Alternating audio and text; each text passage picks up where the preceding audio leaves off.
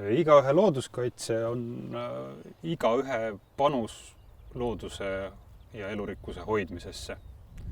Ja nii lihtne see seletus ongi.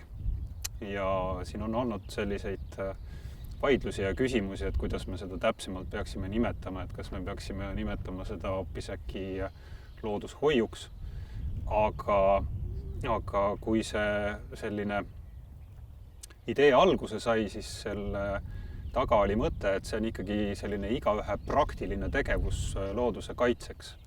Et see, kui me oma hinges tunneme elusloodust vaadates või nautides midagi positiivset või et me toetame looduskaitse tegevust oma mõtetes, see veel ei ole igaühe looduskaitse, vaid igaühe looduskaitse on siis, kui me panemegi käed külge ja hakkamegi loodust kaitsma.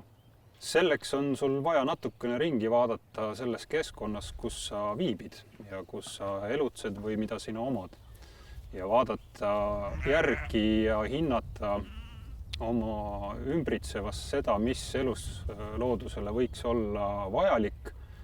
Ja juhul, kui sinu aias või ümbruses on mingeid vajakajäämisi, siis tõepoolest võtta kätte ja teha seda paremaks. Kui sul on väike metsalapikene, siis sa saaksid vaadata, et seal kindlasti jaguks näiteks lagupuitu.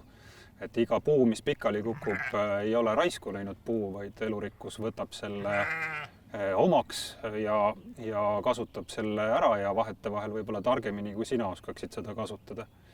Kui sinu aias on laiuv tuhandete ruutmeetrite või hektarite kaupa murupinda, siis sa võiksid mõelda, et murus elab tegelikult väga vähe liike.